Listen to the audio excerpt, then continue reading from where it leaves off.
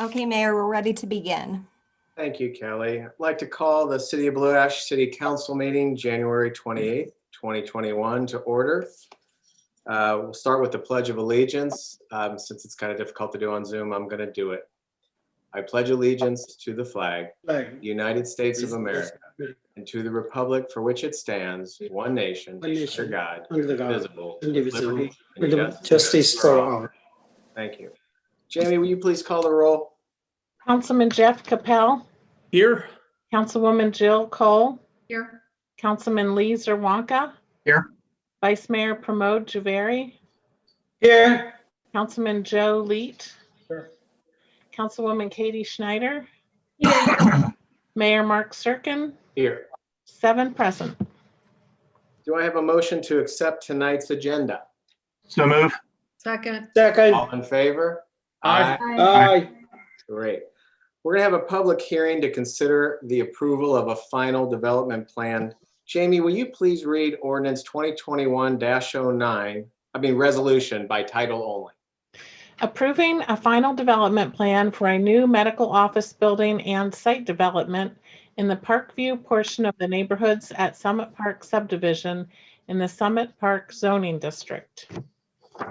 So we're going to have the developer present the project. If there's any public comments, I know some people have registered. I just don't know what they've registered for. Kelly, maybe you can help me with that.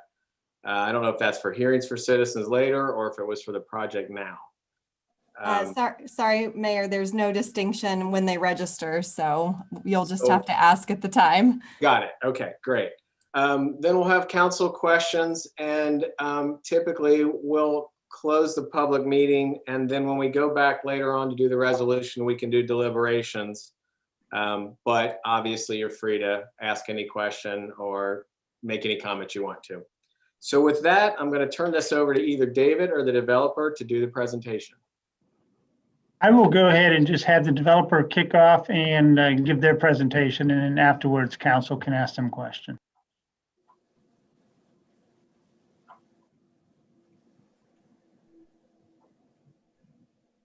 Okay, who's kicking it off for the developer? There you go. All right, thank you. Sorry for the little moment of silence there. Yeah. My name's Stephen Anson. I represent Perkins & Will. We are the architects, and I'm going to briefly turn it over to Chester Crouch and Gina Thomas to do a brief introduction of Novus Rehabilitation Partners and what they are hoping to bring to your community. Hey everyone, I'm Chester. It's very nice to meet you all. Thank you for the time today. First of all, you have a beautiful community. We're extremely excited about being part of it. I think the most important thing to know about Novus is we've done this for a long time. Most of our team members have been in this industry for 25 to 30 years. I've been in this industry for 25 years. This will be probably the, 25th hospital I've done like this in my career. So we have a very experienced team. I think it's a facility that you'll be very proud of in your community. It will give extraordinary care to the community. Quality care is extremely important to us. I'm a clinician. I'm clinically trained as a physical therapist, so it's always a focus is clinical care in our organization. So I wanted to turn it over to Gina real quick. Gina's our development officer for Novus, and she'll go through our first couple of slides here. And then I'm obviously available when we get into any kind of questions. So thank you all again. Great. Thanks, Chester. And thank you all again for letting us talk to you a few minutes this evening. So my background as well, I've been in healthcare almost 40 years, initially as an ER nurse. So I am really into healthcare. At Novus, let's just talk a little bit more about who we are. As Chester said, we've been doing this for a number of years. Our team is very experienced. And what we do is we work with the developers to co-develop medical rehab hospitals, state-of-the-art medical rehab hospitals. For those of you that might be unfamiliar with what a rehab hospital is, so this isn't a drug rehab, this is medical rehab, and it's really around when somebody's had a life-debilitating disease or injury. So think of like a stroke, traumatic brain injury, even things like a major car wreck. We bring these patients in. Typically, they come from a a general hospital, an acute care hospital, to our hospital. So they've been stabilized. And once they come to us, they only stay for about 2 weeks because our goal is to get them back into the community. So they work really hard when they're with us with physical therapists, speech therapists, like for strokes, and occupational therapists to get back to their normal lives. So they work really hard for about 2 weeks. We have board certified physical medicine rehab physicians. And then we talked about all those therapy teams, and of course, nurses that take care of our patients. A little bit about why did we select Blue Ash? Couple things. Our process is really around looking at the analysis across the country about where would a community best need our services and our care. So we look for those communities that might have a need so they don't have to drive outside of their community. It's really important for our patients and our families that live there. And so that was one of the reasons that led us initially to Blue Ash, but then our developer also had a relationship with the folks at Blue Ash, and it seemed like that the Summit Park was a perfect location. Our hospital is a little bit different than maybe you'd think of a general hospital. We're not going to have ambulances screaming up and down the streets. We seldom will have ambulance, occasionally to certainly transfer patients back and forth if they need services outside of our scope of care. But it's really more of a quiet hospital. Our families are very involved with the rehab care. So again, they can go back home. The other thing that's really a positive, I think, as I said before, we want to work in the communities and serve that community. So if one of you should have a loved one that had one of these debilitating illnesses, or maybe your loved one lives somewhere else and you wanted them close to your home, then they're close by. The other thing that we bring is certainly jobs. So we will employ about 125 to 150 people. These will typically be obviously about 1/3 nurses, 1/3 of that therapy staff that I mentioned, and then like any other hospital, all the support staff for that hospital. So food services, housekeeping, facilities, those sorts of things. And about the average salary for our folks is around $70,000. And again, we think it's a great place for us to build our next hospital. And again, we're only focused on rehabilitation. We're not looking outside of other types of hospitals. So we know our business really well, but we know patient care really well. I'm a huge patient advocate. It's what I do in my spare time when we're not building hospitals. So this is very near and dear to my heart. With that, that's really all I had to talk about. And I think I'm going to turn it over probably to David Collins next. I believe we're taking questions at the end. Thank you. Yeah, I think that'd be makes more sense. Thank you, Okay, Gina. thanks. And I really appreciate everybody's time tonight to present this project. Please stop me if you do have any questions, but it sounds like we're going to do those at the end. Just real quick on the project narrative. This is a self-contained and independently licensed 40-bed inpatient rehab hospital. It's about 49,000 square feet on 3 different levels. The first level consists of the lobby, waiting areas, administrative office,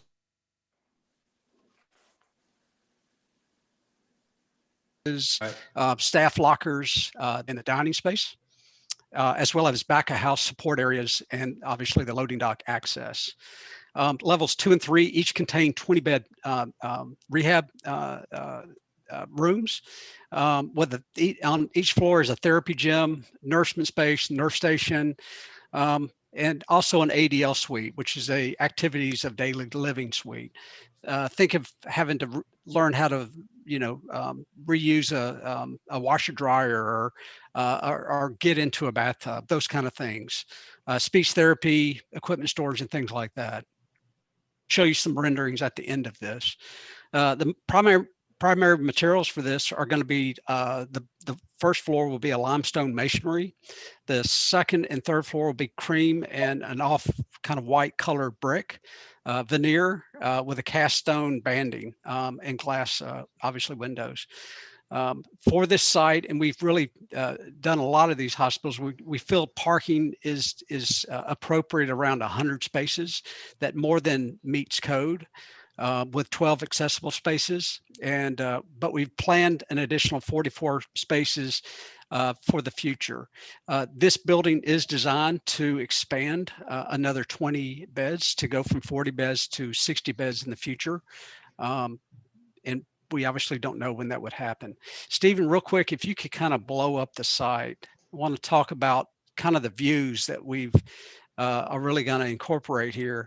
When we get to the plans, you'll see that really at the corner of Carver Woods and Parkview, right there is where we place the gym. And so the north side and the east side, it's not straight up north, obviously, but the north side and the east side is really the corner of the physical therapy space. That's a very light, open, it has a lot of view potential. And we really wanted to focus that towards Summit Park. We really got into the architectural context of this area. Summit Park is really beautiful. We know it's going to have a lot of activity, in all seasons. And we wanted our patients to see that activity and have that beautiful view. So that's kind of how we oriented it. We'll show you a site plan in just a second. If you go to the next slide, Stephen. Kind of blow it up. Yeah, that'd be good. So you can see what I was just saying, really at the corner of Carver Woods and Parkview. Stephen will point out where the gym is on both sides. It's right in that corner right there. If you could blow up the Rehab Garden real quick. On the exterior of this, there is what we call a Rehab Garden. And there's a beautiful trellis with seating underneath it. This is an exterior area that patients will go and with their physical therapy group and really relearn how to use a ramp, how to navigate certain surfaces on the outside that they're having to relearn how to do.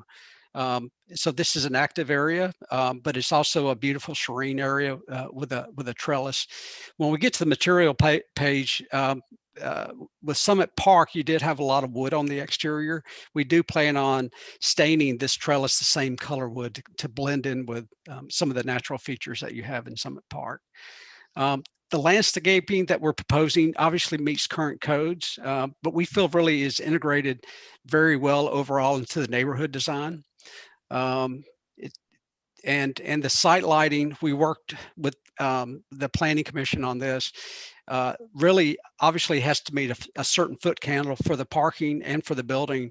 But as it's feathered out close to the neighbor's property, we really are starting to reduce the lighting along that line a good bit. So we feel like we're trying to work with the neighbor but still meet the code requirements. You can see where the future parking is shown. We don't have the spaces shown, but that's where the 44 additional parking spaces would be in the future.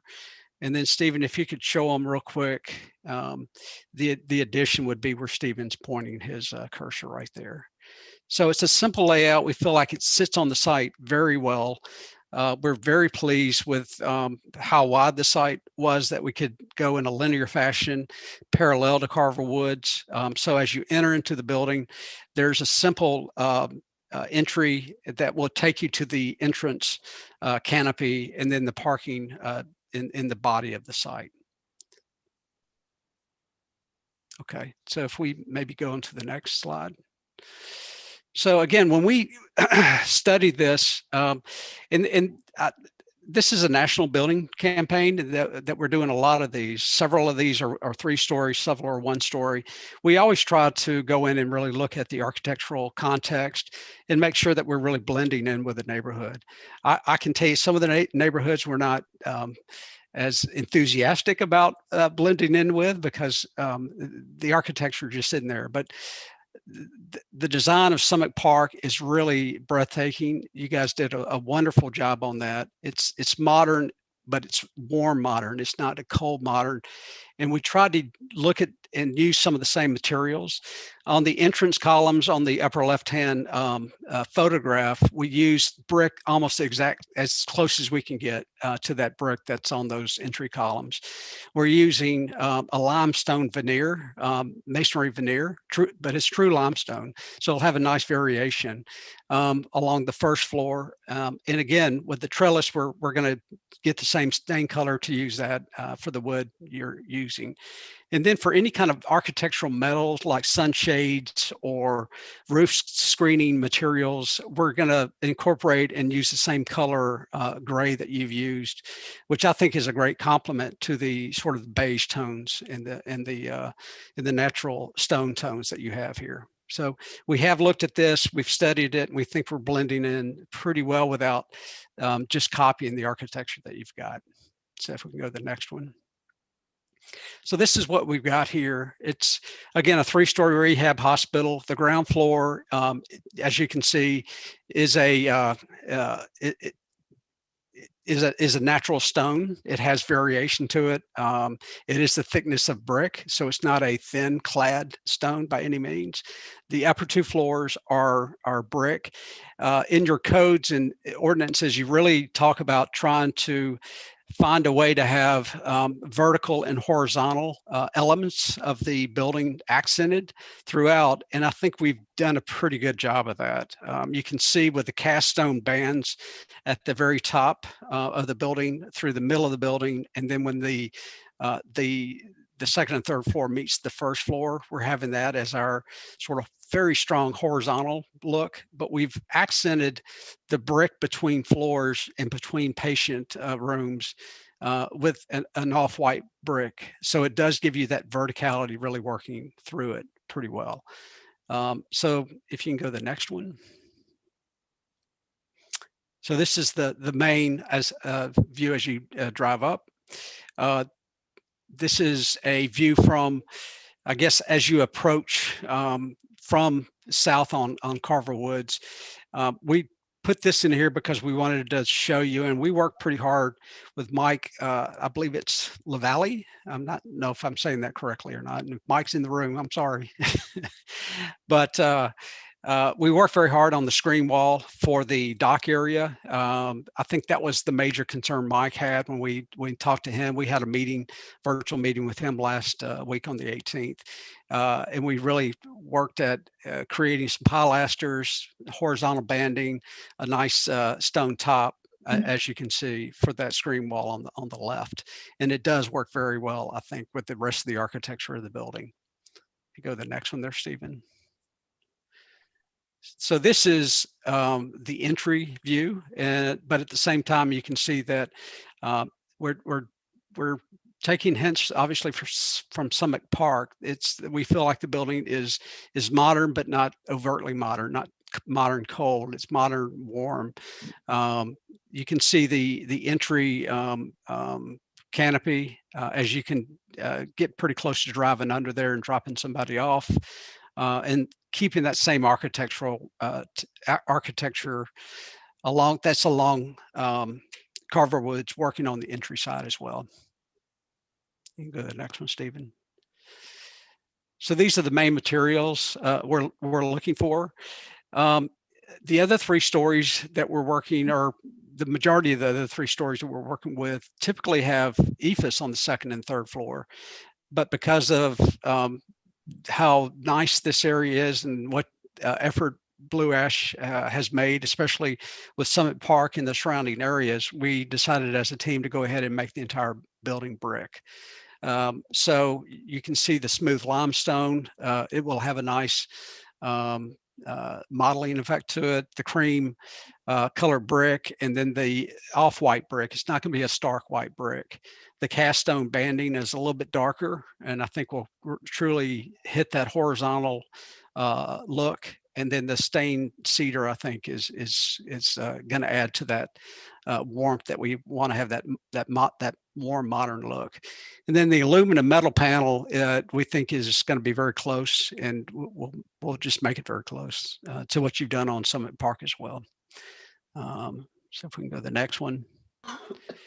I think you can start to see how we've really worked the horizontal and the vertical architecture in this, especially on the north and south elevations. We're using a lot of glass. This is really a best-in-class rehab hospital. We, as an architecture firm, we do a lot of rehab hospitals. We do a lot of healthcare, and this is a lot more glass than you'd see in a typical acute care hospital and in most rehab hospitals. So we're really trying to bring best-in-class to your community. Go to the next one, Stephen. Looking at a few interior renderings, this shows the lobby. Off to the left is a very large vestibule, which I think works very well in more northern climates, just to have a place to get out and to have an area to be to be picked up by somebody. The lobby is not a generously oversized lobby. There's not a lot of waiting going on in this facility like you would in a typical acute care or general hospital. Most of the families are going directly up to see the patients. And so there will be people from here in here from time to time, but it's not truly a large waiting zone. You can see, though, we do have a nice reception desk. And then off to the, to the right of that, if you go back, is the administrative suite. Go ahead, Stephen. This is a typical floor of the second and third floors. The nurse station does kind of take up sort of the middle of the entire floor, but really one of the architectural branding, I guess, for Novus is that we've developed what we call really a living room outside of all the patient rooms. You can see the patient room doors on the left and the right. The nurse station is in the center, but this is a 22-foot wide really living room. But it is the day room for the functional day room by code for the hospital. And that's where a lot of activity is happening. A lot of therapists are working with their patients. If you go to the next one, Stephen. You can really see that we've worked hard to create this large expanse glass at the end. So this space is really a beautiful space. It's where family and patients get together. It's where therapy is working with patients. And we're trying to get the patients actually out of their rooms and into this space. And that actually cuts down on their length of stay on average. So this is what you're seeing in this view. It really is on each end of the length of the building with the nurse station in the center, if that makes some sense. If you go to the next one real quick, I think the last shot is just the patient room. And that's really it.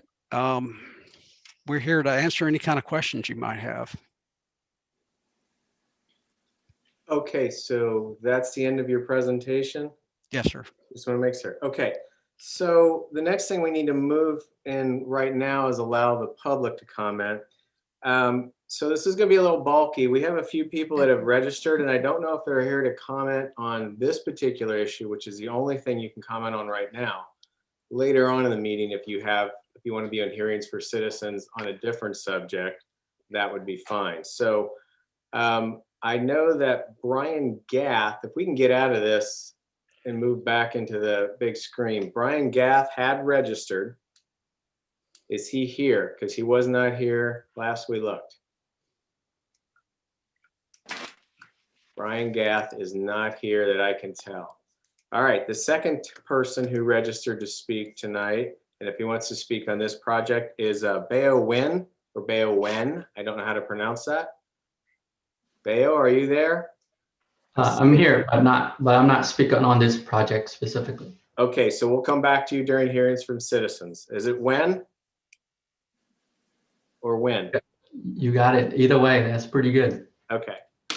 All right. We also have a Richard Barash that has registered to speak. Would you like to speak on this project? Are you there, Richard? I see you, but you're muted. There yes, I believe the gentleman giving the presentation did answer the questions that I submitted, so I have nothing else. Thank you. Thank you. Are you interested in speaking on the hearings from citizens, Mr. Barish? No. Okay. And the last person that I had was Rick Tremblay. I see you here. You're muted. Do you want to speak on this project, Mr. Tremblay? I'm good, thank you. All right. Do you want to speak in hearings for citizens, or were you just here to hang out and watch? I'll be interested to hear is what's happening in the corner of Kenwood and Cooper. Okay. Very good. All right. All right. So now we're going to close the public comments and we're going to move to council questions.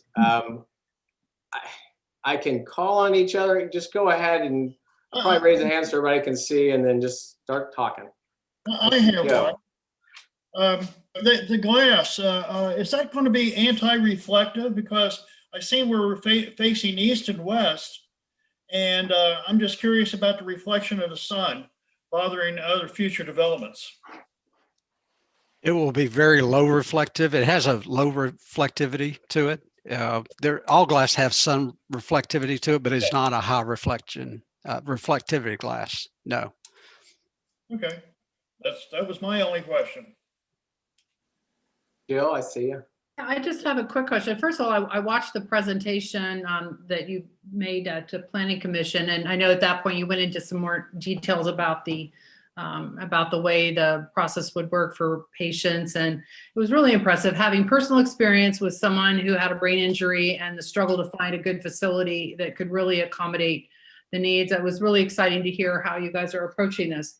My question though was, because I listened to it and I think I understand the whole process, but I wasn't sure about the expansion, and in the one drawing that you showed tonight, it would be on the end of the building that's the loading dock. So would it be, I'm guessing it would be a three-story expansion? So It would primarily be, I'm sorry. It would primarily be the expansion of the second and third floor. So you would just have a breezeway or something, or what would happen with the loading dock? Well, the loading dock would still be there. It'd be box trucks could still access those. 18-wheelers would have to back up to the edge of that. We might have to expand some additional storage in the future. That's really up in the air, but primarily it would be on the second and third floors only. And this is the end of the building, not where the day room is. It's on the other end, but you also have a nice big glass wall. We do. Yes, we have a full glass wall on each side. So if you can kind of picture, it's the long kind of skinny building. The nurse station is in the center, glass on the very ends of each side. On one of those ends, we would merely expand 5 rooms on each side. So each floor would be added, we'd add 10 rooms. And then you would probably do the same kind of glass treatment at the end? We would. We would copy that. Yes, that's very important to the overall feel and of that living room design that we're trying to work. Okay, I think that's all I had. Thank you. PJ. I just want to know, I just missed that slide that you showed in. How many doctors and how many nurses going to be in that premises for the employee? Yeah, so physicians, these facilities usually are around 50 medical staff members. So 50 physicians would be on the medical staff roughly, could be plus or minus 10 or 15. And then of your roughly 125 employees, 1/3 are nursing. So we would probably employ 40 to 50 nurses and nursing staff.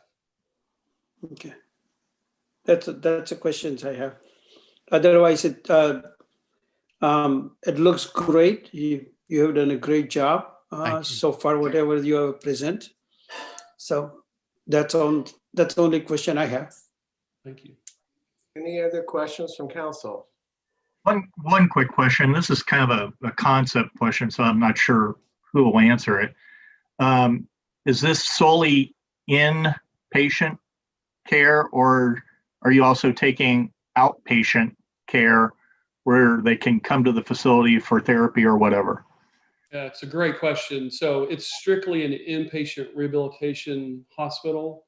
So our patients, what we've learned from doing this for so long is that there are usually plenty of outpatient, really suitable, qualified rehab clinics or programs for patients to go into once they leave our hospital. So we network with those providers rather than competing with them. This is, an outpatient program is not our core business. Our core business is the inpatient rehab. So we focus on just that. It also, from your perspective, eliminates the need of additional parking and those kind of things, and traffic from a traffic to the facility from a standpoint of the hospital property. All right. Thank you. Jeff, I thought I saw you had something. Yeah, just a little bit. So I've seen a few different employment numbers thrown around. The number I'm curious about is what would be the FTE, full-time equivalent number? Yeah, that's going to be right at 100 FTEs. Okay. And then the other one is sort of a half statement, half question, just since you're locating in Summit Park. And we know that, it's kind of quiet right now, but over the summer, there's a lot of activities that go on there. Fireworks shows, big fireworks show on July 4th. You could have Pat Benatar, Three Doors Down, playing some loud concerts up through 11 o'clock or so on the 4th of July, or could be other big events too. So just, does everyone who's putting this together understand this is going to be, it's an active, vibrant park, and that we're not going to have to worry 6, 9, 12 months down the road that there's going to be complaints that the residents there couldn't sleep that night, or it got too loud on the 4th of July, anything like that? Yeah, I think that's actually motivating for our patients. Okay. Yeah, they get to see that Yes. going on outside, and Yeah, it'll make them want to get back to their lives. yeah, and the frequency. If it were every night, that's a different thing. Not Right. so you're describing as Right. I also think that's really good for the staff to be this close to Summit Park, to have the walkability to the park. I think that's a huge benefit for this hospital, and amenity for the staff. So. Yeah, I'm glad to hear that, because I'll see in other parts of town, developers they'll come in with their proposals, they'll move into an area, and then they're going to find they hate everything about the area and they want the whole thing to change. So we just obviously don't want that. I'm glad you guys like the full Summit Park effect. Absolutely.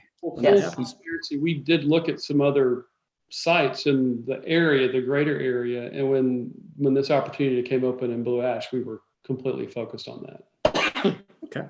And just the last question I had is just kind of a piggyback on what Jill had asked about possible future expansion. So the question I have, I don't know quite if this goes to the developer or if a city staffer is better to handle it, but if the time does come when they want to expand, do approvals for that have to come back through the city process? Jeff, this is David again. Yes, it would have to go through the PG process just like this.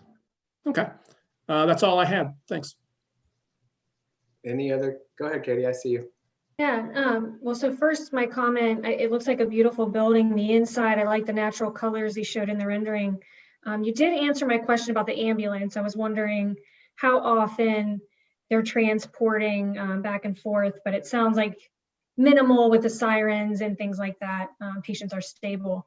So my question, I'm curious, what's the average length of stay for patients here? Yeah, I'm not muted. It's right at 14 days. Some patients may stay like 10 days, but some patients may say, 25 days. A patient who's had a stroke, very debilitated, obviously would stay longer. Someone who's maybe had an orthopedic multi-trauma type incident from a car accident may stay 9-10 days.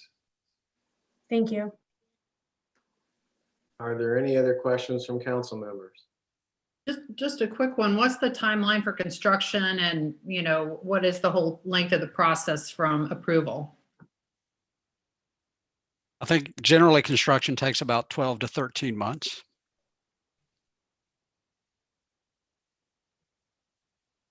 Anybody else? Seeing none, we'll close the public hearing now, and we'll revisit this when we talk about the resolution later in the meeting.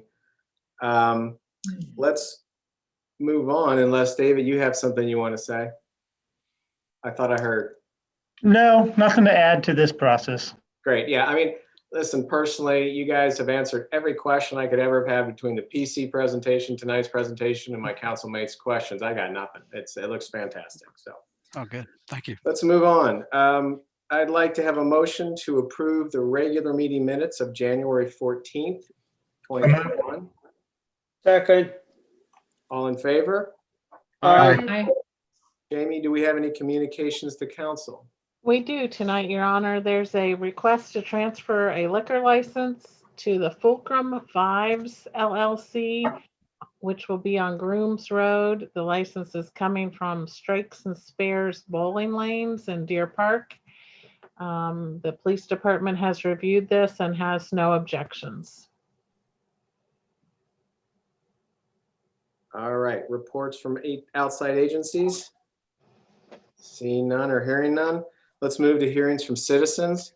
Please keep your comments as brief as possible to allow others a chance to be heard.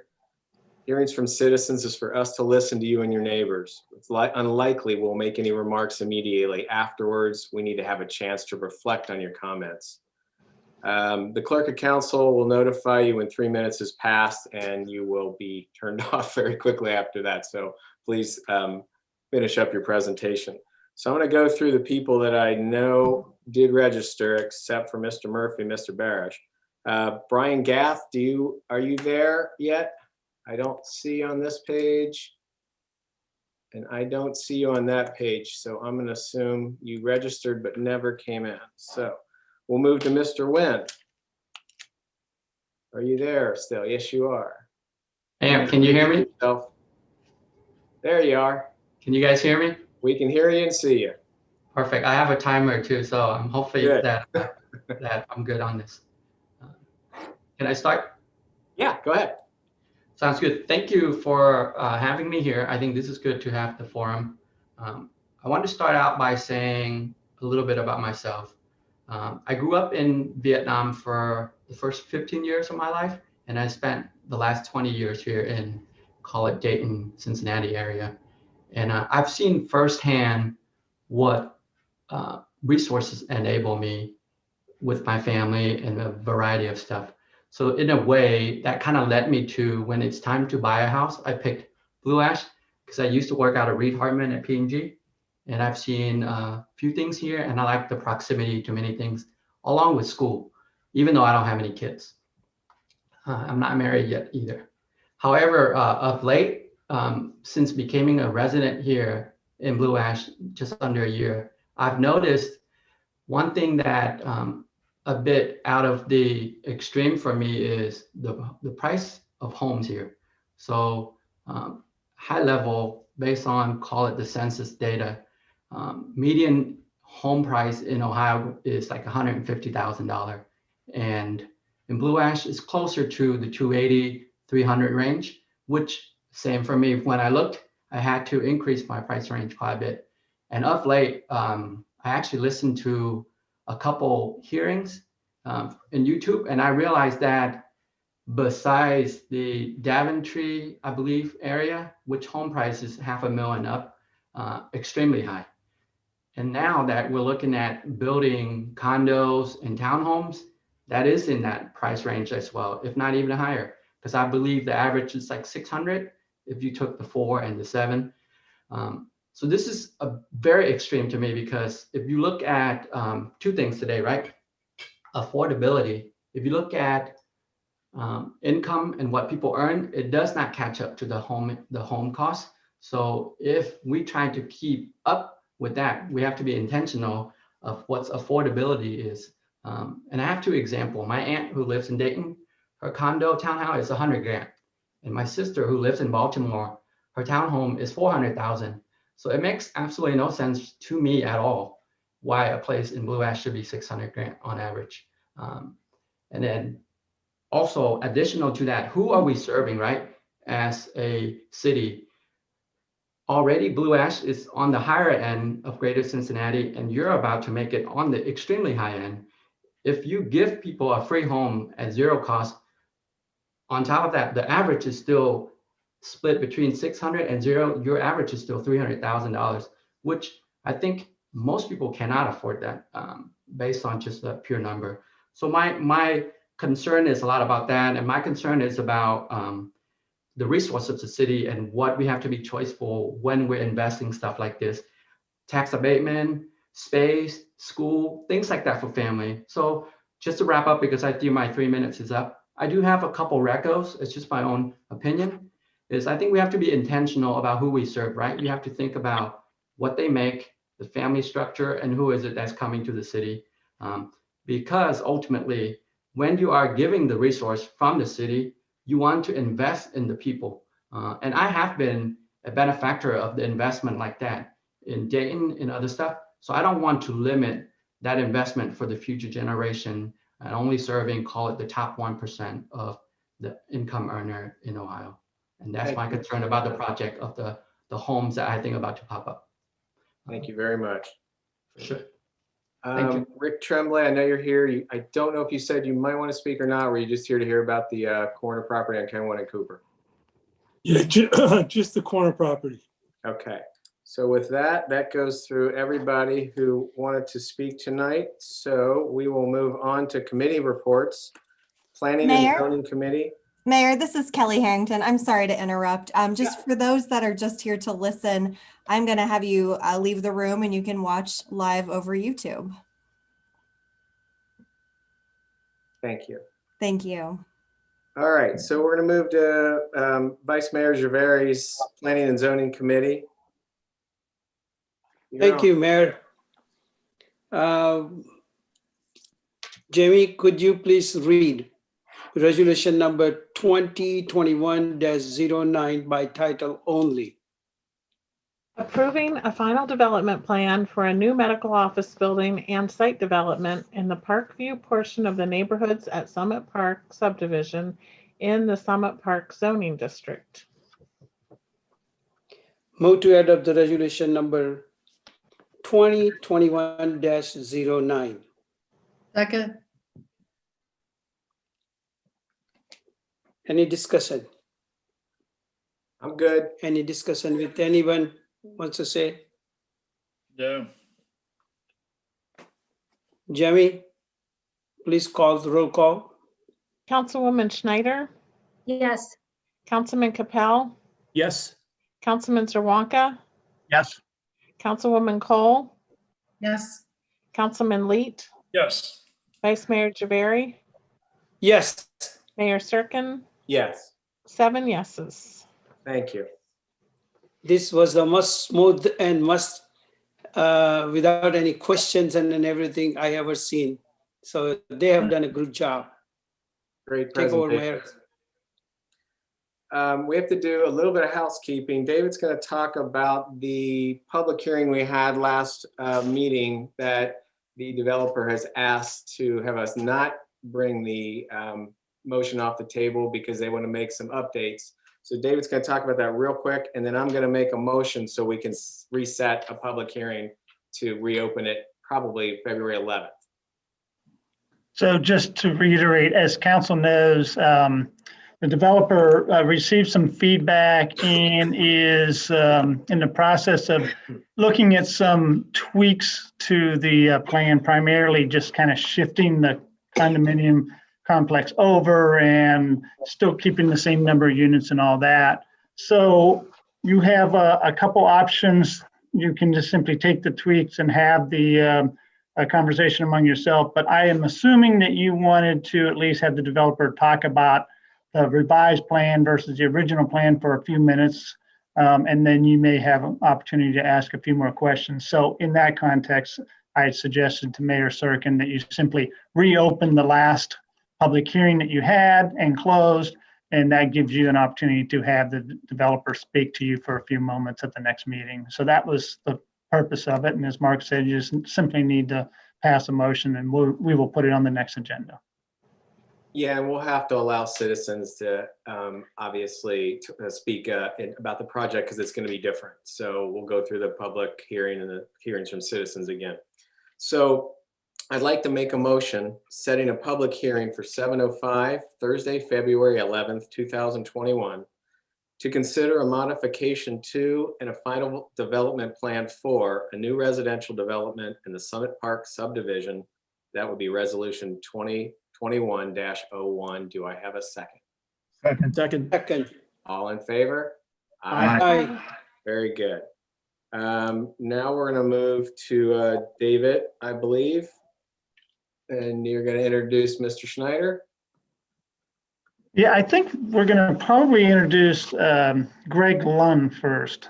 Greg, I think, is doing most of the speaking. As council knows, and just to provide an update to anyone else listening to this, city purchased the property known as the Hosbrook property. Greg and primarily Ray Schneider, the owner of, I forget the name of it, Circle Development maybe, have purchased the property adjacent to the Hosbrook property. So that would be the Blue Ash Chili site as well as the bowling alley site. And they have interest in developing that site.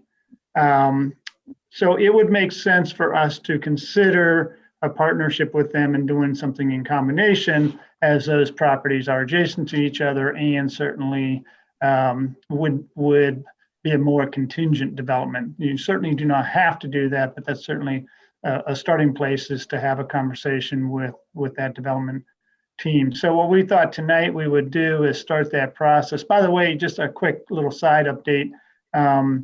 We're working on the quotes to demolish those buildings and the houses on the property that we own.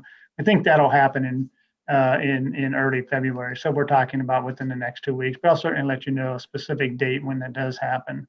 But in any event, so tonight was to more formally allow you to have a conversation with the potential development team about some thoughts and ideas. They want to share some thoughts and ideas that they have based on some past observation of your downtown plans that you recall us having done a workshop, even one was online, where we revisited the whole issue of downtown vision and what we're looking for. So with that, Greg, why don't you go ahead and kick it off, and then you can introduce whoever you need on your team and facilitate that process. When they're done, then presumably Mayor Sirkin, you can kind of just facilitate anyone on the council end. So Greg, all yours. All right, great. Thank you. Thank you so much, David and Kelly, for inviting us to the meeting. Thank you to all the council members for having us. We're excited to be back in front of you to talk about this project. As I shared with you a couple of weeks ago, or maybe even a couple months ago, when we did a brief introduction of Circle, we're incredibly excited about this project. Ray has worked diligently for multiple years to finally acquire the Ringo Lanes property, which happened almost a year ago. And we currently have the Blue Ash Chili parcel under agreement as well. So I just thought, by way of purpose of this discussion, we didn't come with a big presentation or any real development plans at this point. We thought really best, kind of given the opportunity, how important this piece of property is for Blue Ash, to really just have an open dialogue with council, understand what it is that's important from your perspective for this site, share with you how we're viewing the site, and really try to get to a development strategy that makes sense and is one that's a concerted effort. And so in doing that, I thought I'd do kind of just a quick reintroduction of Circle to share with you who from our team is on the line here. Walk through kind of our development principles, at least how we've been thinking about it, where we got our reference points on the development side, and at a very, very high level, the types of uses that we feel like would in concert work really well for this property. And then our hope was to open it up to the council members to have an active dialogue about your thoughts and feedback. And then, we would look to basically come back with, a plan that in a kind of a concerted way, looks to capture really the team's collective thoughts. So just by way of Circle, very briefly, a development company. It's been around for 40 years, headquartered in Blue Ash on Deerfield Road. A local operator. The largest majority of our assets are in the Cincinnati market. I will say, we differentiate ourselves in that we are a build, develop, and operate type of developer. So we do not develop for the purpose of selling and flipping and moving on to the next development. Ray has certainly held on to his assets for an incredibly long period of time and put operating businesses in place to run those. And so, I think it's important when you look at a piece of property that's so critical to a location and a city like this specific piece of property, that you have a developer that's looking to really put in the type of quality and have a long-term perspective, because that is incredibly meaningful in terms of the type of product that you build and how you would view your development strategy. So from a team perspective, of course, I'm doing most of the talking here right now. We do have John Bishop on the phone. We're on the call. He's our Director of Development and VP of Construction. Ray, of course, is on the line as well. And then Dean Lutton is on the line. He is a principal with ResTark Design Studios. We've worked with Dean on a variety of different projects so far, and I thought it would be good for him to kind of listen in so that he can coalesce a lot of council's thoughts as it relates to kind of desires and whims for this opportunity. So just to kind of level set, I mean, I believe everybody's probably very familiar with the parcel, but clearly corner of Kenwood Road and Cooper. It's 6.23 acres. 2.43 acres roughly is the Hosbrook parcel that the city already owns. We currently, again, have Ringo Lanes and Blue Ash Chili under agreement. Ringo Lanes is actually purchased, and Blue Ash Chili is under agreement, expected to close at the end of the quarter. And so all told, it's about a little over 6 acres. It's almost 6.25 acres. As we really kind of thought about our development program, the basis for our design really came from a lot of the work that I think you all have done. And I think we feel very fortunate that in large part our visions are aligned. So clearly taking a deep dive of the visioning session that you guys all had last April. And I know that document was updated, and we've also reviewed that as well. We have tried to stay connected with Kelly and David and understanding kind of the flavor and what the city would like, just as we've talked about options, and they've obviously been a facilitator to bring us to the table tonight. ResTark has been involved in an incredibly large number of mixed use projects over time, not just with us, but on a national scale. And so we have, leaned on them for, development advice and programmatic advice. And in addition to that, we clearly have our own development experience in and amongst, many different asset classes. So kind of at the highest level for this development, we see it truly being a cornerstone of downtown, 6.25 acres basically of clean slate to really drive a unique and cornerstone flagship project. And we're certainly very conscious of the fact that Summit Park is an important component of Blue Ash and the community. And we really do see these two projects being kind of the cornerstones or the bookends of activity. We have a great project in Summit Park that drives, outdoor space and, a lot of different types of, I think, uses, and including the one that we just were fortunate enough to hear about. Where we see the opportunity on the corner parcel here is really to be one of, I kind of view it as the old kind of town square, that very more urbanish type central gathering place where you have unique uses. People want to spend time in an urban environment. And so really that's how we believe that we can set aside a different kind of offering than Summit Park, but one that complements it quite nicely. And so drawing off of that, and not to, fully reiterate a lot of, I think, of the development principles that you've already stated, but we have focused on, walkability from other businesses in the district, as well as residents and other types of uses. We focused on making it truly a destination as we have kind of thought about this program at its highest level, a place where people can go and spend time. We want it to be very community-based. And so meaning, a variety of uses, a variety of civic uses, meeting spaces, community environments in which people feel comfortable, gathering. And we certainly hope that we get back to that at some point in the fairly near future when it's safe to do so. Pet friendly and dog friendly, just as a very small aside. Many of you may know that Ray is also the owner of the Red Dog Pet Resort and Spa. And so we have a mindset around the importance of animals in people's life and the ability to drive a very unique experience around that. I think one of the things that goes back to my point on Ray being an owner who holds for a long period of time is the ability to develop and build with incredibly high quality materials. if you have a significant cost element to the way you develop, that becomes a true challenge. But when you have a long-term horizon for your development and your holding and your asset, you have the ability to really institute materials of much higher caliber and quality. And of course, we have considered all of that. Really focused on a design aesthetic that meets, Blue Ash's kind of standards, that fits in, that doesn't feel like it's been placed from a different city or town, building from Miami dropped in the middle of Blue Ash. And we certainly don't want that. We want it to feel like it's an integral part of the fabric of Blue Ash in the downtown.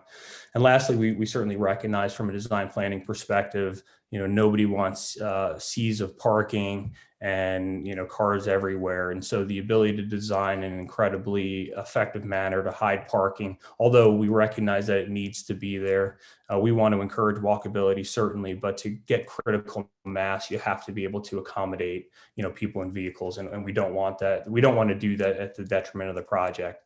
So the ability to really hide parking within structures and under structures are incredibly important.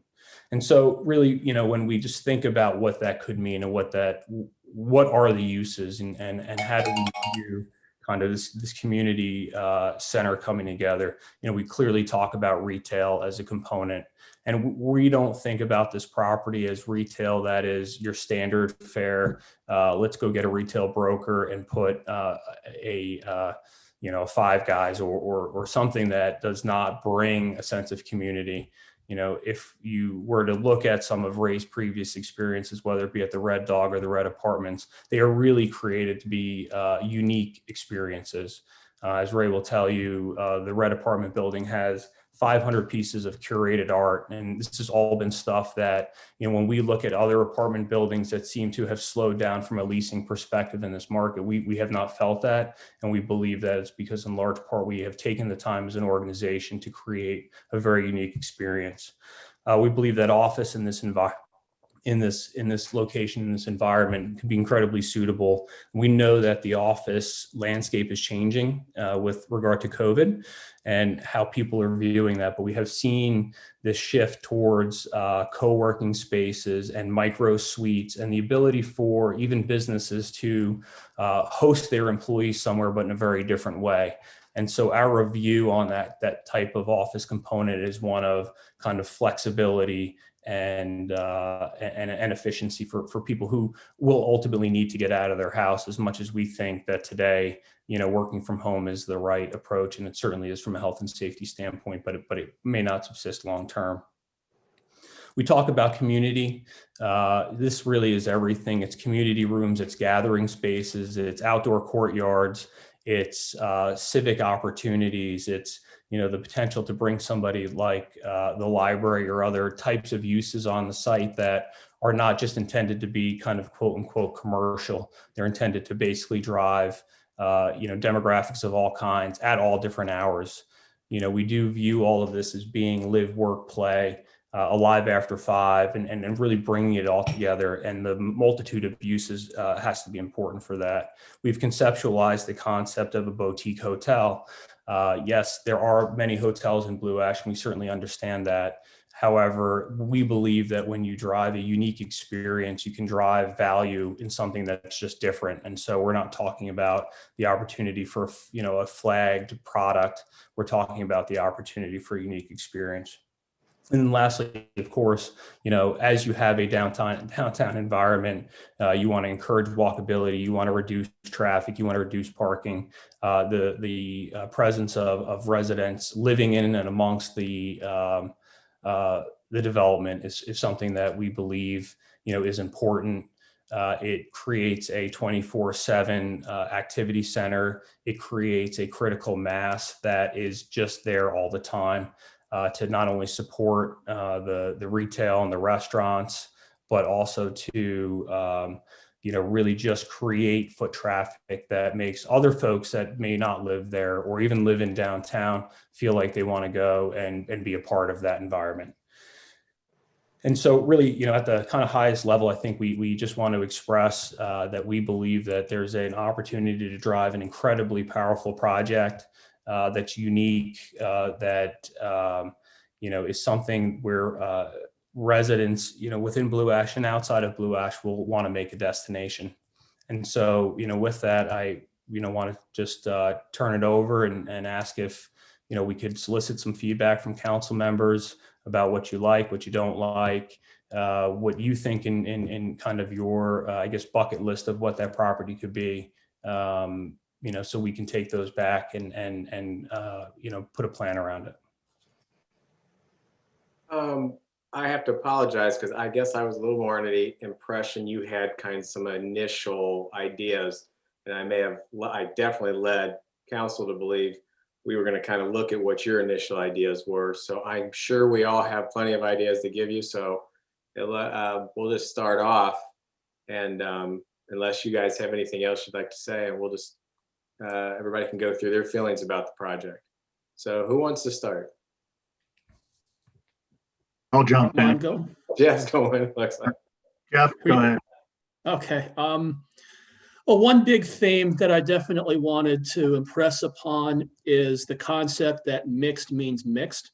And so what I'm getting at there is I'm sure you guys followed the process we followed, a year or so ago where we changed the zoning code. And, what had happened there is the prior zoning for that area, it was labeled mixed, but there was no clear definition of what mixed was.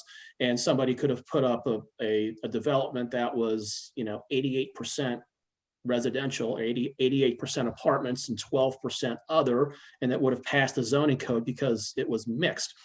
That definitely didn't sit well with me. And I know the majority, if they didn't agree with me 100%, we were all at least in the same part of the football field on that one. So we put a lot of effort into changing the zoning code so that one of the benefits I think we got out of it is that mixed really now it's going to have to be mixed.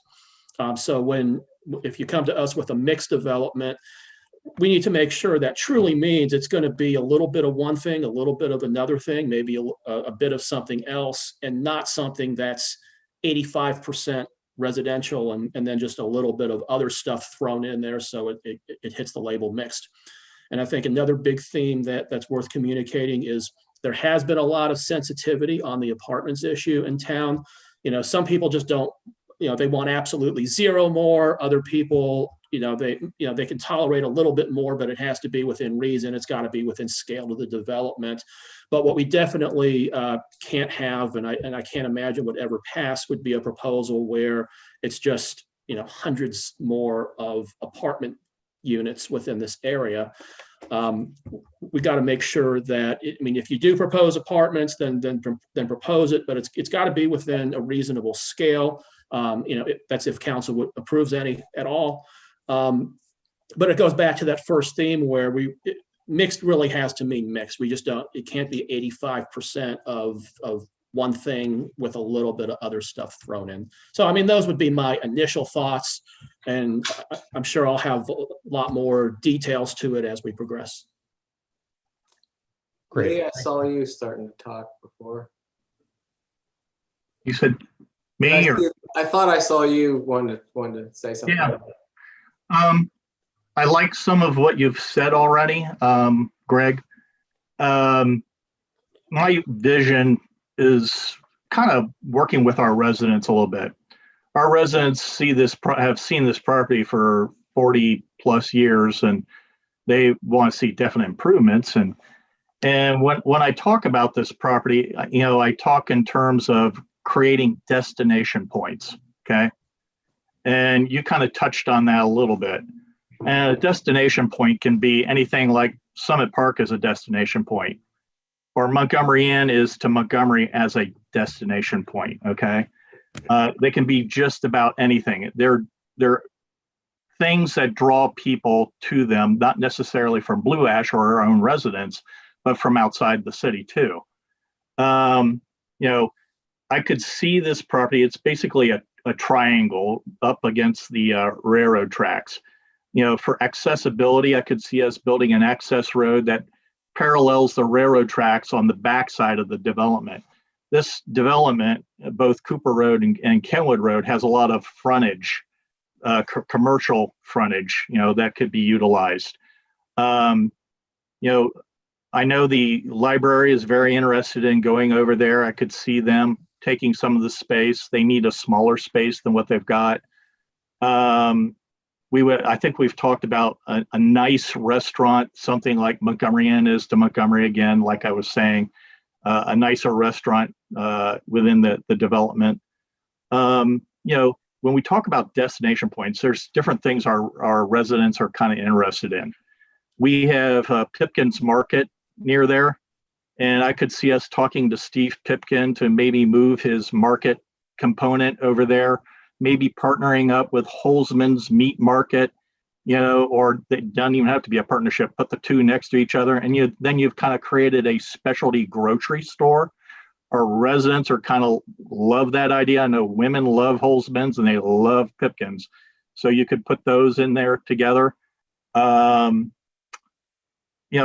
For the housing component, yeah, we've talked that we aren't too interested in the apartments.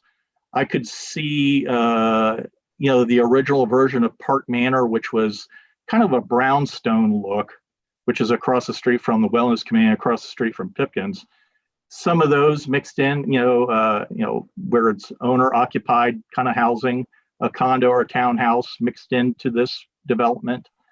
Office space, I'm not real sure. And you kind of touched on it. Office space is hurting right now. And I don't see that coming back real strong for the kind of office space.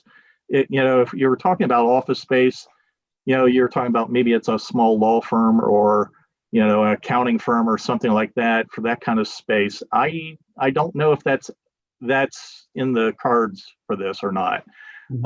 It'd be nice, but I just don't see it in the demographics that are happening right now.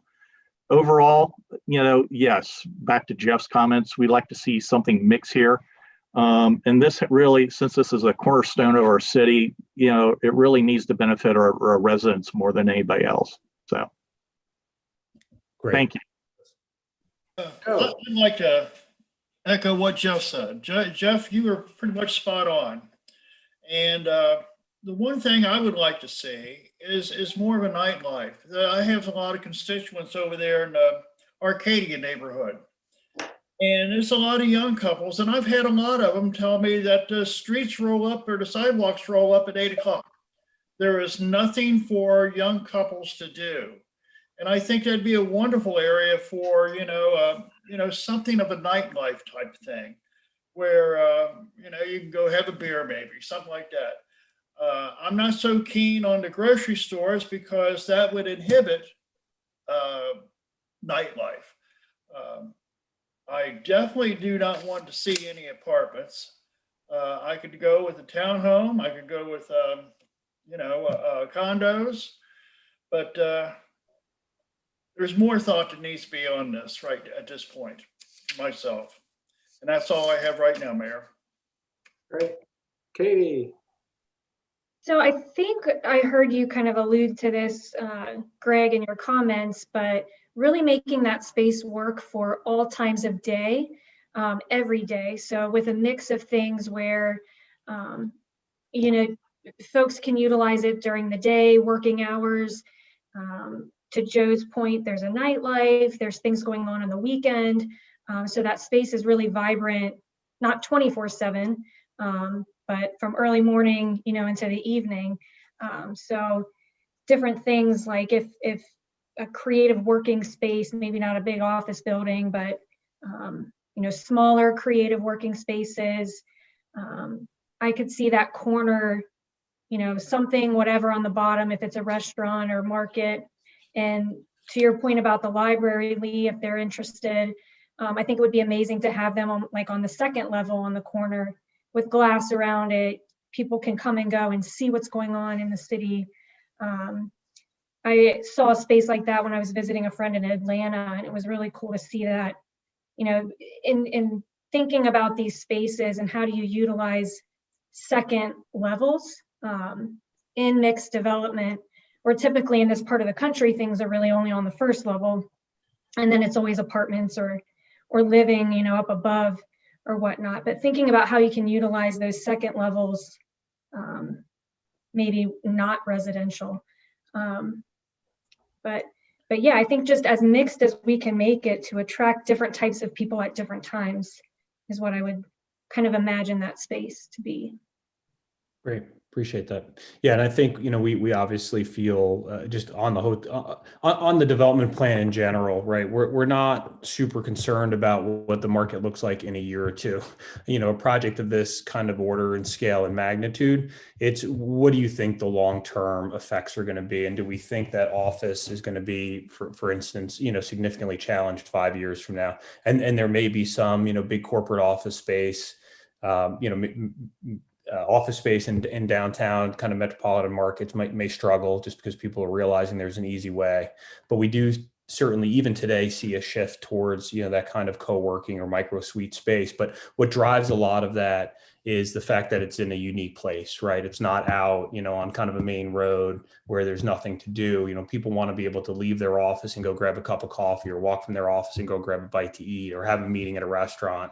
And to some extent, they want to live where they're working, but not necessarily have their work be in their house. And so that concept that, hey, yes, I've got an executive office, I live on site, but I'm not walking into my den to work, or I'm not walking into an office in my apartment or my house or my townhouse. I'm walking, to a place that's very distinct. And so, I think that's how we view the office space at this point, and its use in this kind of environment.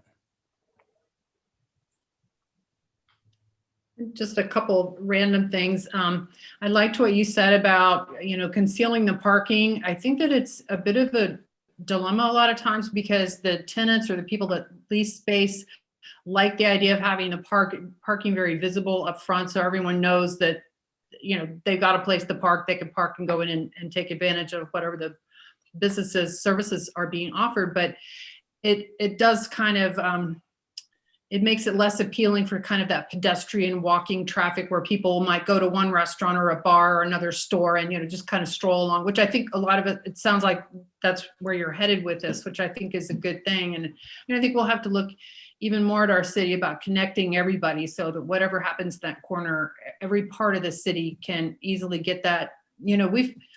This pandemic, one of the most amazing things, slightly aside, but is the number of people that are outside now, that are walking, that are riding their bikes. And I really think that that's here to stay.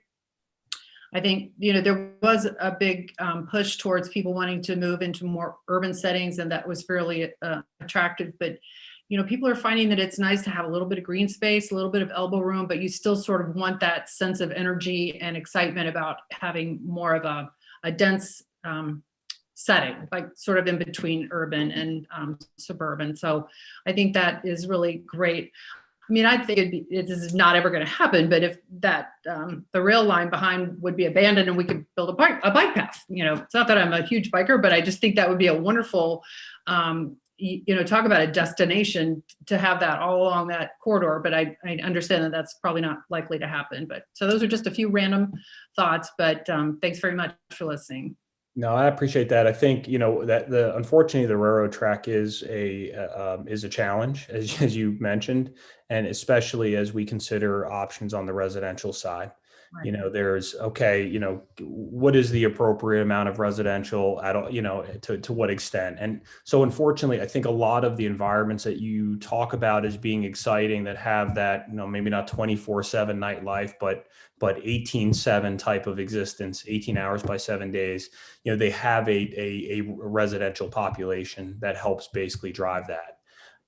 This site is even more challenged from that perspective, that I think home ownership at that specific location will be a challenge. So you've got this kind of push and pull where, a good mixed use project is going to have some amount of residential, to be debated. However, the form of that is going to be challenged by the railroad track.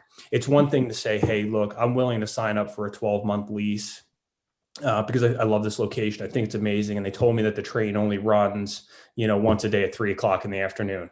I'm willing to sign up for that lease. We've seen that happen at the Boulevard in Oakley. What I'm not going to be willing to do is to plunk down, a 20-25% deposit to find out that the train is a problem for me. And now it's a problem for everybody, and I can't sell, and I've lost money. And so we have this, I think, incredibly powerful dichotomy, which is a challenge, which is, you do need, in our opinion, and I would say that, Dean would second this, for mixed use to be mixed use, you have to have some amount of residential. It helps drive all of this activity. I mean, unless you get something incredibly unique there. But a home ownership form is going to be a challenge because of the railroad track. EJ? No comment. I just heard everything what I wanted to say. Everybody has said it, so no comment from me. Then I'll just real quickly, some things I've thought about. Love to see a deli market butcher. Going to Kroger's is a chore, and it would just be really nice to have a small, obviously it would be more expensive and probably more organic and more healthy food, but it would be nice. Love to see the library there. I'd love to see a destination restaurant. And some kind of entertainment would be lovely. Retail, if doable. Office space is going to be a challenge. And getting to the A word, apartments, the issue I have with apartments is that we are very well stocked with nice apartments now. We have built some at the park. We have senior living going to open up next summer at the park. We have 4,900 right around the corner. And I kind of think we've done that. And I understand the challenges of the railroad track and, making this financially feasible. But I just think we have a big stock of apartments. The approach is at 27% occupancy. It's filling in very slowly. And we've got 200 more units coming on board with the senior living, which is also assisted care, which is a different kind of product. But that's just really tough for me. So I'm just basically kicking back just what everybody said. I think I just about stole all of Lee's ideas and Jeff's ideas and Joe's ideas and Jill and Katie's. But other than that, that's kind of where I am. Does anybody have anything else they want to say, or David? Well, so Greg, do you want to provide any final comments before we move on with our agenda here? If I could ask one thing, I'm Dean Lutton with ResTart Design Studio. I know you all, I've heard that you all have gone on some field trips to look at other projects to see what you'd be interested in seeing in downtown Blue Ash. And one of the projects that I heard appealed to some or all of you was the lane in Upper Arlington outside of Columbus. And I was curious because of the form of that, I'm thinking architecturally and use-wise as well. I was wondering if you could comment on the things you liked or didn't like with that, or even if there were other projects that I might not be aware of that you liked. I know the lane has retail on the ground floor with a level of office, and I believe it's 3 levels of residential above. And certainly from a street view perspective, it's pretty substantial, and I believe it's more dense than what you're looking for here.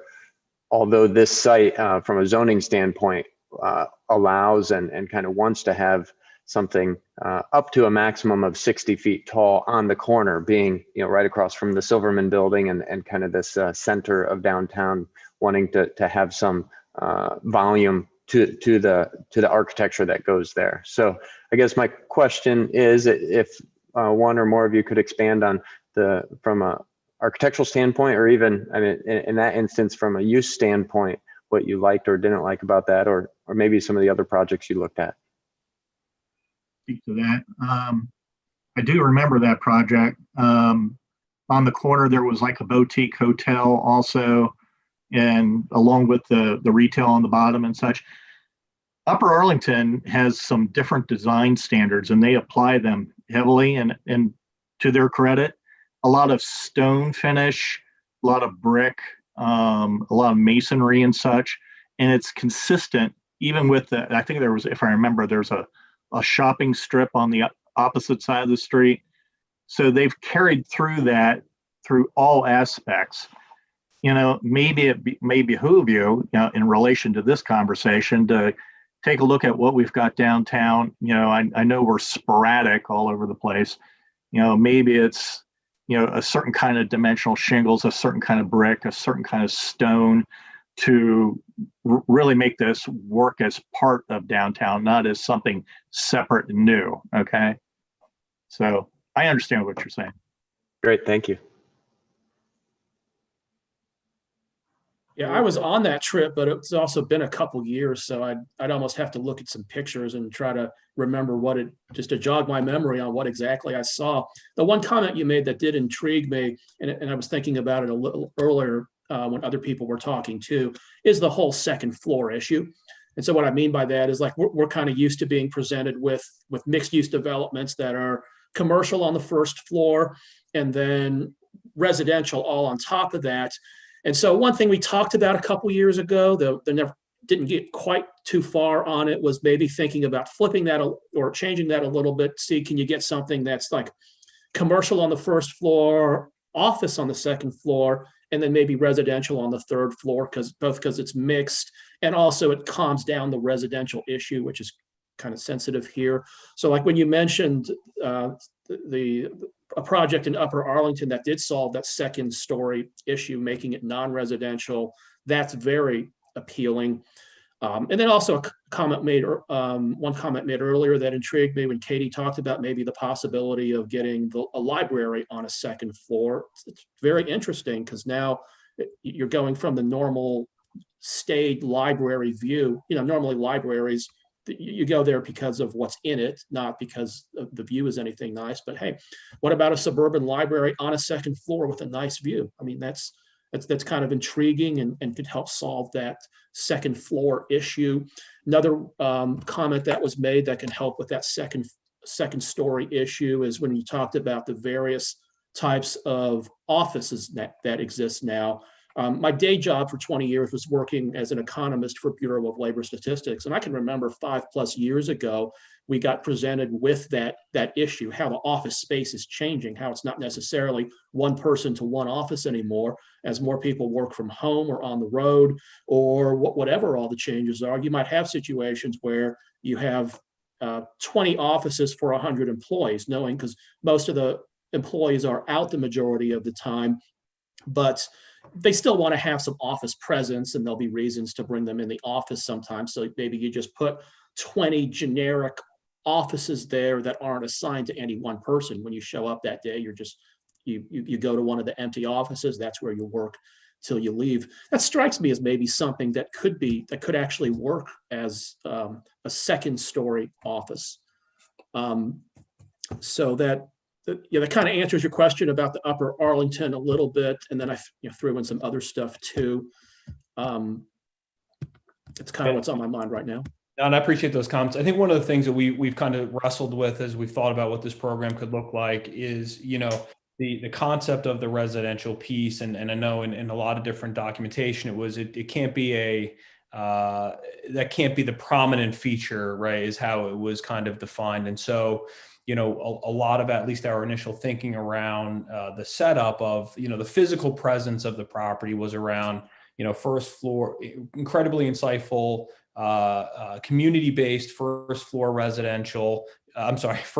retail, sandwiched by, secondary uses of either office or library up on the second floor, and then residential components pushed very far back.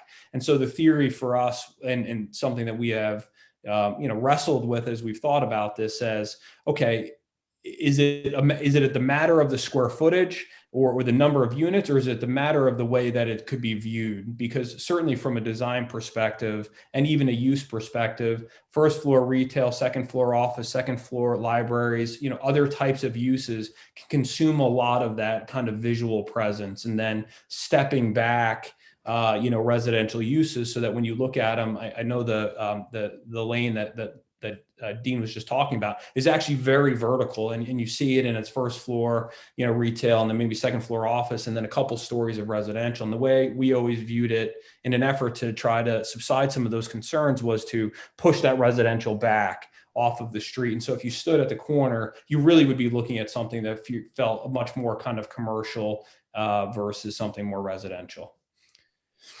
One thing we have that ugly glass tower on one side, and then we have a strip mall on the other side. So, that has to be taken into consideration. And I don't want to do something just because Arlington has it or some other place has it. I want something that's new and different, something a little different out of the box. And so I just, you know, just because Arlington has it doesn't mean we have to have it. And we got to keep in mind our strip mall and our glass tower. When you say keep in mind, I assume you don't mean reference those and use those concepts in this project, correct? Bingo, brother. And when you talk about something new and different, do you mean from an architectural form or a way that the uses are combined, or maybe a little bit of both? Yes. Okay. Yes. Great. Jill, Katie? BJ? No, no comments. Okay, well You're then, good. then we'll thank the Greg and Dean, and of course Eric or Ray also on there for their time. We'll continue working with them on the side and come back to council here in the next few months, I would guess. The good news is this will be probably one of the easiest, simplest projects ever, right? Because it's 6 acres. It's 6 acres. We have a list of everything we don't want and everything we do want. A lot of competing interest. And it's all going to be done at a very cheap and affordable price over 6 acres, all these uses and everything like that. So I say that in jest, but I do say in reality, this could be, or this will be, in every downtown project in other communities when we visited them, as you learn, is incredibly complex. If anyone thought development at Summit Park was difficult, this will probably be a magnifold harder, because at Summit Park, you could spread things out. You're not squeezing it in. You have options to work through. A little more market driven. These downtown, what I'll call community development projects, often fail a market test. So there's going to be a degree of economics that come in, and so it's going to be a unique challenge for you. And I look forward to the developers solving 7 different perspectives on this. And see what magic they wave as to make all 7 different council members happy. So we'll see. I'm slightly jealous of the folks that went before us with the Rehab Hospital. I was hoping for a smooth sailing similar to their experience, but yeah, right. Yeah, we'll work on it. Okay, well, thank you, gentlemen. Kelly, you can go ahead and bump them off. And then at this point, council, going to transition into a couple other updates and things going on, but I'm going to start first with Brian Cruz, our rec director. No surprise, and this will be kind of an ongoing thing over the next few months. We will share bits of where we are with our budgets and our programs and this and that, because as you can imagine, last year was a difficult year. In 2021, we don't expect a light switch. So what I'm going to do over the next few months is just dribble out the state of different things and where we're at. We're not asking in terms of any of the budget stuff that Brian's going to give you an update on tonight. We're not asking for any approval or anything. We're just kind of sharing with you some information. You already know that our strategy from the budget perspective is we knew we were going to just simply withstand some of the storm this year, but we wanted to share some of the impact of the storm on the rec center in Cooper Creek and the rec department in general last year, and then share some things moving forward. So with that, Mr. Cruz. Thank you, David. Appreciate it. I'm going to go ahead and share my screen. This is going to work. Everybody see that? Good to go? All right. So like David said, this is going to be a really brief overview, especially considering the time. But good news, it has nothing to do with community development or downtown or Housebrook property, et cetera. This is a brief update, like David mentioned. It's not comprehensive. This is a quick look at the impact of COVID in 2020, a little bit of a discussion about where we go from here. And we thought it would be good timing, consider the fact that we've got a little bit of data, of course, saved up from 2020. And then obviously the Parks and Rec Department is beginning their 2021 planning.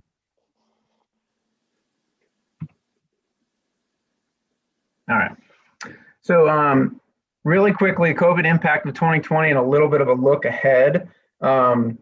what we'll chat about today is really just a lesson in what we went through in 2020 was a lesson in alternative planning, more or less a fire drill of unprecedented times and us kind of pivoting and trying to make up opportunities and programs and events and opening the rec center and closing the rec center, et cetera, to where we could still offer our services to the community. Everybody pretty much knows that. So I'm going to breeze through that one really quickly. We'll chat about the rec center memberships and usage. I'll spend a little bit more time there. Talk a little bit about Cooper Creek Event Center and its season and that industry and how it was impacted. We'll chat a bit about golf. And then again, we'll talk a little bit about 2021 and what we see coming. So in terms of the alternative planning, these are things that you've all seen. So I'll spend a little bit of time just basically mentioning, for example, obviously, you know that we closed and we opened the rec center. When we open back up, it obviously is not the same facility that was before. There are 183 signs, literally, actually that's an actual number, in that facility, helping us basically qualify for Board of Health standards on a safe way to have the building open and available. We established a phenomenal relationship with the Board of Health. There's 16 different sectors that oversee Parks and Rec operations, everything from concessions to sports fields to pools, golf course, event center, et cetera. We jumped through those hoops. We've got great communication with them. I feel like that was very successful in 2020. You watched us delay the opening of the pool, open the pool, and really jump through some hoops to get 30,000 people the opportunity to come to the pool over the course of the summer in a year that only 39% of Ohio municipal-owned pools opened up. So we're very proud of that. Of course, the big events, Summit Fest and Red, White, and Blue Ash last year. Summit Fest, of course, was canceled. Red, White, and Blue Ash, we put together a small alternate event. We're looking for other options as such as well this year.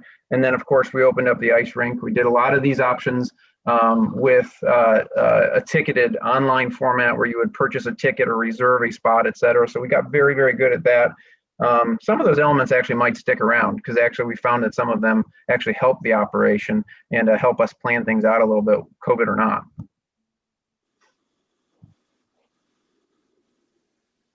So rec center memberships, I'll probably pause the next slide for a little bit because you're going to see a bunch of numbers pop up. And like David said, these aren't necessarily surprises for anybody.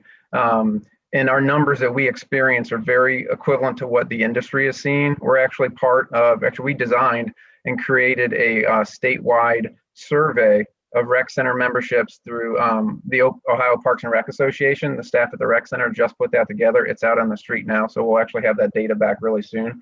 But a lot of our conversations with close folks that we work with in the industry, other municipalities have seen very equivalent numbers to this.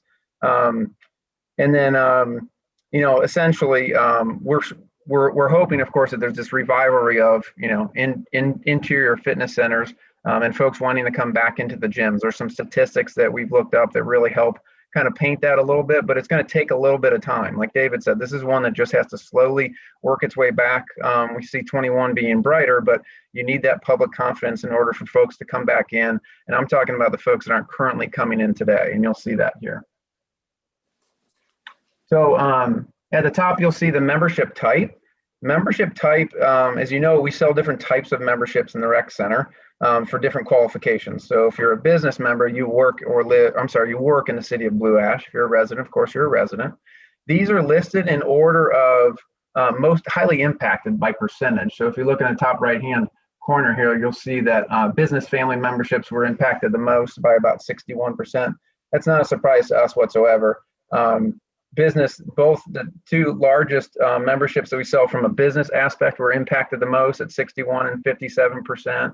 From the business family and business single, I think that's, again, it's obvious because of the fact that those folks may or may not still be working in Blue Ash, and the convenience factor for them in the past was the fact that they were in Blue Ash during the day, so they had the ability to take advantage of the rec center. If they're not doing that today and they work, of course, a couple miles away, they're less likely to renew that membership. I'll talk in the next slide a little bit about some other things that compounded that. And as you work your way down, you'll see, some of the memberships that weren't impacted as much, resident single being there at the bottom. Again, it's our least expensive membership other than a resident single senior membership. But assuming that the resident single membership, that person typically is obviously younger than that single senior member and less impacted or less high risk per se. So there's really nothing here that really surprises other, of course, in the fact that if you look at the bottom, I need to move my screen here for a second, bear with me. The quantities that you see were at about half membership totally sold. The 2019 to 2020 comparison, the numbers you see at the bottom, the 4,000 and 1929, those are total memberships. That's not total members. So total members at the rec center, we average anywhere in a given year, 11 or 12,000 members. The memberships, of course, you can have a family membership with 9 people on it. You can have a family membership with 2 people on it. So those numbers vary a little bit. You see the revenue down at the bottom. Obviously, that was cut significantly. Tracking January membership rates, they're about on track with where the end of the year was. We did see a little bit of an uptick at the end of the year. And the next slide, we'll kind of talk to you a little bit about some other aspects that really played into this, other than the fact that COVID obviously was the main factor. So we offered 107 days of extended membership. We did this because this was, well, it's the right thing to do. It was the industry standard as well. So the recreation center essentially was closed for about 107 days or we didn't have services available in the full facility. So we made a decision essentially to pause your membership for 107 days. When you sell an annual membership, that's 107 days of free membership with no need to renew, of course, for those 107 days. That represents 29% of the year. It's very easy to consider then at that point in time that you would assume all memberships will be down by at least 29%, just because of the fact that we paused that time. New rates didn't begin until October 1st.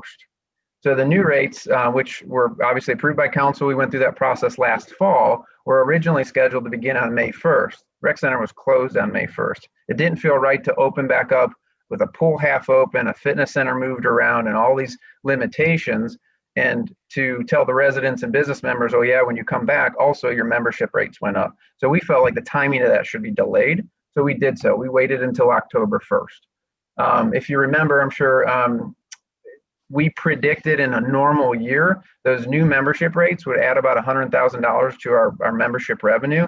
And that's saying that our numbers in 2020 would be identical to 2019 in terms of membership sold. To compound this in terms of the timing, the closure and the extension took place during our busiest membership time of the season.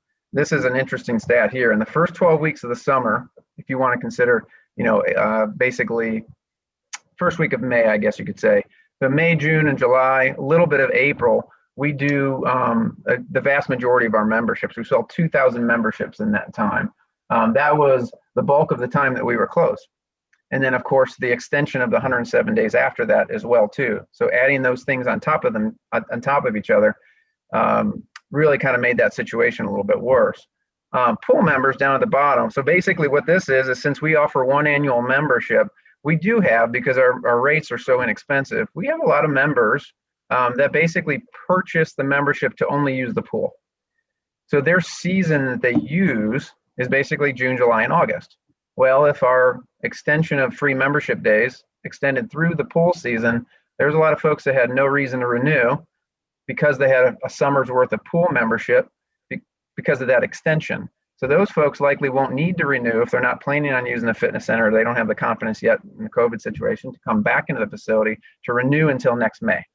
So we're also assuming that there's a pretty large factor there too.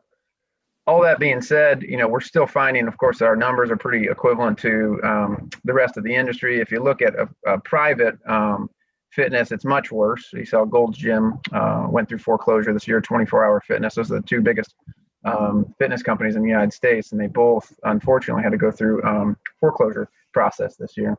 So also as well, the usage statistics for this year were about 70% down. So those numbers don't totally match up. If our revenues were down about 51% and usage statistics were down about 70%, I think that's actually a good sign. In my opinion, that shows you that folks are still renewing memberships, but they might have not full intentions of using the facility. And that to me is support for the rec center. So I'll jump back to that here really quickly, just to mention that at the end of the day, we feel like what happened there at the recreation center and the memberships was not anything that we weren't expecting was going to be taking place. And a lot of it, and especially when we get those statistics back from the other recreation centers in the state of Ohio, is kind of par for the course. So Cooper Creek and golf, very unique situations. We all know that Cooper Creek, the hospitality industry, event industry in general, was probably one of the largest impacted by this. And there was a point in time where having a wedding in the state of Ohio was almost, I wouldn't say impossible, but very difficult to do in the way that we assume a wedding should take place. Our numbers were almost exact with the industry. So we did a little bit of a study on this. Industry numbers were about half of the weddings throughout the year were canceled. 40 to 45% in that ballpark were moved to 2021, and anywhere between, depending on what research you look at, 3 to 10% of weddings were canceled. Those almost fall directly in line with us. We started the year out with about 40 weddings on the books. We went into Cooper Creek actually with really high expectations because we came off of our best year in 2019. We had 230 events in 2019. We came into 2020 with 250 events, and 40 of those were weddings. We worked really well, of course, with all of those folks that were organizing those their weddings and their events. We gave them the ability to have a refund or move those events. We're very happy to announce that since COVID hit, we've only had 3 weddings cancel.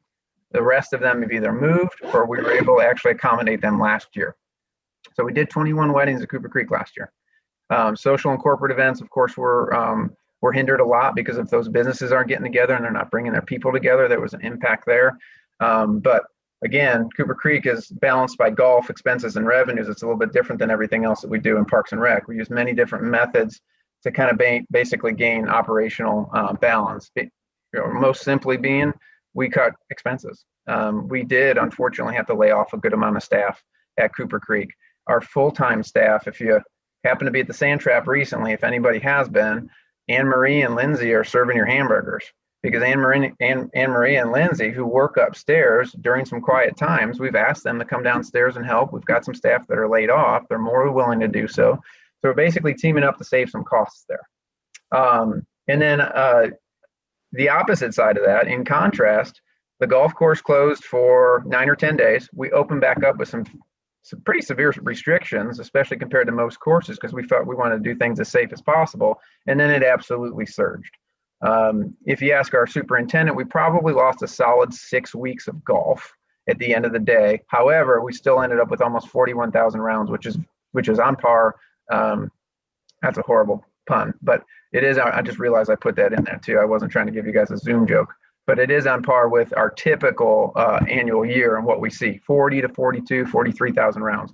With the increase in greens fees that we applied last year, and again, we're doing that next year, it actually was a record year in golf sales, both in the carts and the greens fees. So those two things did balance themselves out. Cooper Creek and the golf budget combined ended up coming within budget for what we expected with where we would be. And that, a lot of that is on the back of our staff because they really did a nice job cutting expenses when we realized the impact that COVID was going to have on that facility. And then this is the last slide, really quickly, just to make sure that everybody knows this. And I know that you have confidence in us and you've always fully supported everything we do. Just so you know, we're poised to pivot again this year. And we've already had a number of different meetings with PD and fire service and public works, et cetera. And then internally to make sure what we're doing is putting together reasonable events that are COVID safe. And we're doing so with today's standards in place, but we're also having options A, B, C, and D put together so we can kind of be ready when those things change. We're assuming we're coming out of it this year, things will get better. So if we plan, for example, for a full 4th of July event, and then we have to pull back, that's much easier than, today perhaps saying that we're not going to do X, Y, and Z, because we're not ready to make that decision quite yet, but we're working on that. And then to add to the event because there's more public confidence or we're in a better position come July 4th. So just know full well that we're working on those. I don't have details for you per se on red, white, and blue ash today, but we definitely have options available. Last year we did a very small drive-through event. 4th of July looked much different, hoping that it's perhaps something a little bit larger or much larger than this year, whatever it is we put together. And just, again, it's going to be a safe distance event or whatever is appropriate at the time in the situation. We're going to continue our communication with the Board of Health. We've got a great relationship there, and we'll structure all of our events for compliance. One thing I did want to bring up, and it's gutsy of me to do this, but I will make a quick prediction, is that we will have more events and programming than we had last year. You shouldn't make predictions during COVID because we all know where that gets you. But I feel pretty confident that we'll be in a position where we have more programming and events, but everybody just needs to know, and folks need to be patient. Hopefully everybody's understanding, not just council, but the community, that there's going to be a change in form. And I'll give you a couple examples. So like I mentioned with red, white, and blue ash, that event might not be as what it is we typically see. For example, that event usually looks like this. I don't know if anybody feels very comfortable with that right now, right? Or if anybody wants to say, this is, what we should be planning for. Are we ready for that? Yeah, we've done it 30 times. We're ready to do that, but we're also ready to do it if it looks like this. And that was last year. That's a full-time parks employee dressed up like a unicorn for some reason during our drive-through event when we did, when we turned that event into a drive-through option. And it worked out great. But jumping back, also Tuesday and Friday night concerts, those are institutional to us. They're very important. We really, really would like to bring them back. If we were to do so, they're going to look different. That would probably become a ticketed event with, a barrier around the structure in itself so we can control folks coming in and out. If that event were to if a Friday night concert were to take place today, per the Board of Health, that's exactly how it would need to take place.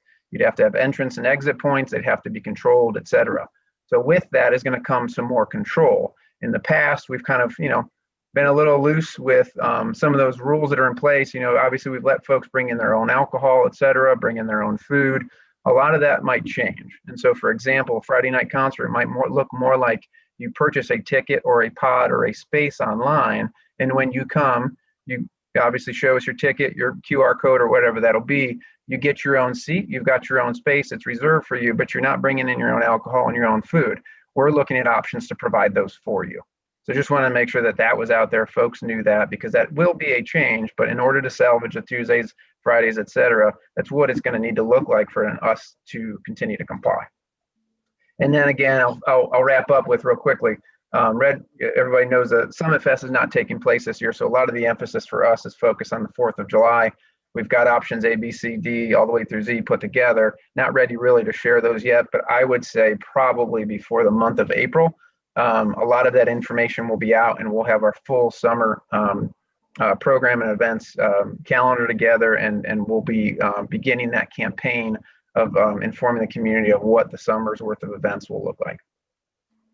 I know I rifled through it. I didn't want to spend too much time on it. So if anybody has any questions, feel free to go ahead and shoot. And you can always stop by and ask. And then a lot of these are evolving, so some of these things might change depending on how I answer them tonight. With COVID, it could be different in a couple months, but we'll keep everybody posted. And that was our effort tonight, is to let you guys know where we're at and where we're moving forward. Thank you, Brian. Sure. We're going back to David. Yeah. So thanks, Brian. Again, as I said, typically we don't spend at the council level a whole lot of time on the details of park programming, but there certainly has been a lot of changes, and we wanted to give you that heads up and an opportunity to think about that. I'm going to go ahead and if you guys don't have any other questions on that, I'll just give you a quick couple other updates. You saw an announcement by Everything But the House. You approved that last meeting. It was formally announced by the state this week, so that's exciting to see that move forward. Kelly and I, as well as Neil and Dan Johnson, listened to a session today on the future of cities coming out of pandemic and what have you. Not surprising, a lot of discussion about work from home and this and that. But the one thing that this particular gentleman, Richard Florida, his name, kind of well known for being an expert in this field, indicated that whereas before there was a trend towards people choosing where to live and companies were starting to chase companies, that's obviously been radically accelerated and even more important. So what does that mean for Blue Ash? And that means that, yes, things like we're working on tonight, trying to create a sense of community in downtown Blue Ash, trying to continue to grow and make Summit Park a great place to work, play, and live, and all that are going to be key things. Is to be competitive in an economic environment. In the old days, we would, compete for the companies. Now the mantra seems you need to compete for the talent and people making decisions why they're moving into your community, and that companies are more likely to go to those areas where they see more talent. And so that'll continue to reinforce our need to improve our community, think about a diversity of housing, think about, sense of place and what have you. So I think you're on the right path based on that. You just need to continue recognizing that the old models of standalone office parks and what have you are different, in that you're going to need to move towards community assets. And then that is all I have, Your Honor. And so Kelly has one thing and no one else, the rest of the senior staff's not available tonight since they didn't have things on here. So Kelly, after Kelly's done, Mark, you can do your round robin with council. Hi there. As council will recall, at your November council meeting, you approved the sale of the house at Peppermill, which the city acquired, and we've been under contract since that time, hoping to close next week. It's been a bit of a difficult process, but we're getting close. And the reason I mention this to you tonight is if unfortunately we're unable to close, you might have amended legislation before you at the February 11th meeting for a different buyer. So just wanted to give you a heads up on that, but I'll touch base between now and then and let you know how things are going. That is all I have. Great. Brian, did you have anything? He's the only Brian Sorry. Pacheco. I don't. Thank you. Just want to continue to wish you all good health and safety. Thanks, Mayor. Thanks, Brian. I take it, Jamie, you're good too. That's the only, and Julie. Good. Okay, so go to Joe.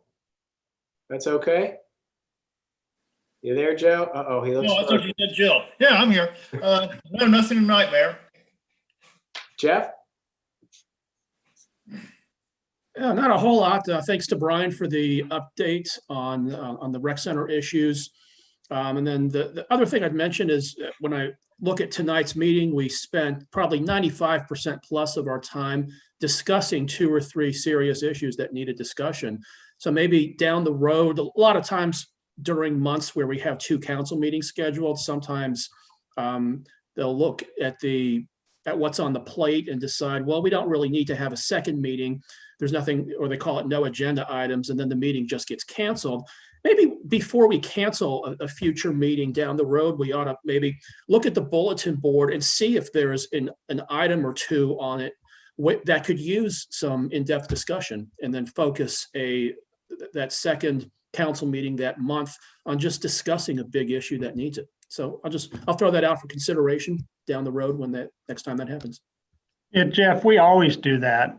Just sometimes simply, for instance, tonight you had 3 proposals that the developer is asking for discussion now. They didn't ask for it last July. So we always do that.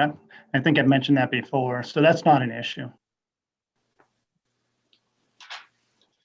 Good. Katie? I don't have anything this evening. Thank you. Great. Jill? Nothing except to echo, I hope everyone continues to stay safe and healthy and be well. Great. Lee? Just kudos to Neil, David, and Kelly on everything but the house. That's a very nice push and acquisition and expansion there. And I even got a nice comment from Lieutenant Governor Houston, who helped push it through. So kudos all the way around. Thanks. PJ?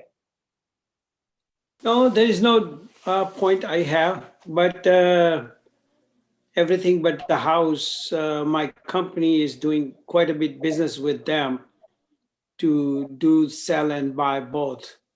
So it is very good thing. They're doing good job. Great.